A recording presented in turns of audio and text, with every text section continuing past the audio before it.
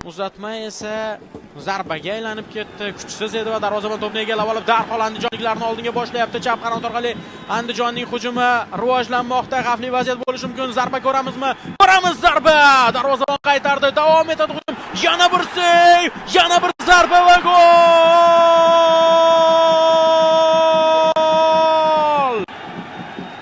Nopov baribir golini kiritib ketyapti. Doniyor Abdumannopov uzr so'ragandek tuyuldi takroriy lavhada, chunki Doniyor Abdumannopov o'tgan mavsumni Paxtakor safida o'tkazganligini aytib o'tdim. Mana, ofsayd yo'q edi Abdumannopovda. Birinchi zarba Jonatan qaytardi, keyingisida baribir maqsadiga erishib ketdi. O'zi mana bu zarbani qaytargandan so'ng himoyachilar yana zarba yo'llash imkonini berib qo'ydi Abdumannopovga. Abdumannopovning yaqin masofadan yo'llagan zarbasini ham bartaraf etdi Jonatan Luis da Siqueira.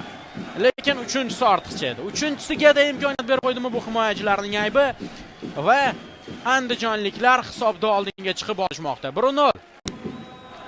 Ko'ramiz, bundan oldingi kornerlardan naf chiqara olmagandi. Andijonliklar bu safarchi ichkariga uzatma, zarba va gol! 2-0.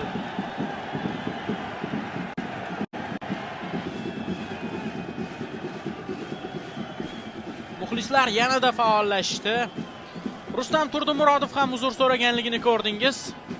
Chunki Rustam ham 2022-23-yilgi mavsumda Paxtakor safida o'ynagan. Shunga aytishsa kerak-da. O'zingdan chiqqan deydi-yu. Albatta bu u qadar ham mos tushmaydi-yu, lekin sobiq Paxtakorchilar gol kiritishyapti.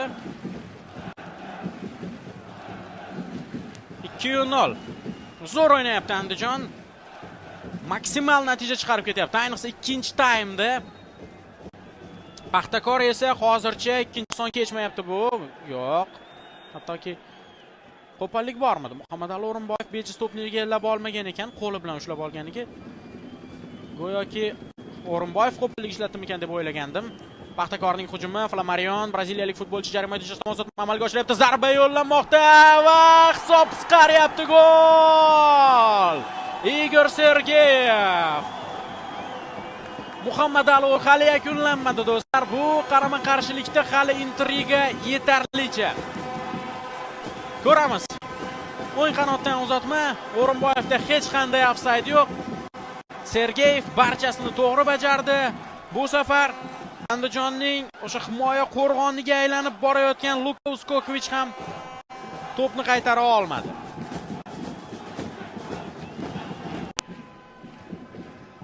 Ichkariga uzatma, xavfli vaziyat, zarba va gol!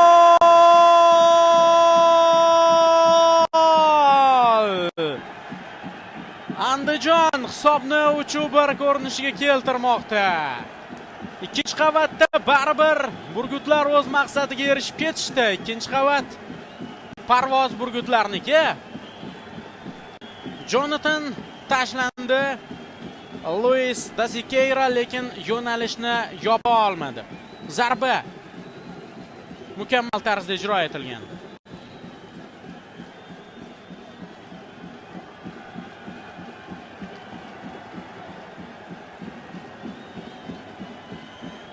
Bir baqiy qoldi avtogol muallifi bo'lib qolishiga. O'sha epizodda ham Luka Uskokovich vaziyatni tozalagandi. Hozir esa Paxtakorning hujumi. Keling, hali uchrashuv yakunlanmadi. Hojiakbar Alijonov jarima maydonchasi tomon pas, xavfli vaziyat, imkoniyat, zarba va gol! 3-2. Mana do'stlar, hali bu shedevr to'qnashuv yakuniga yetmadi.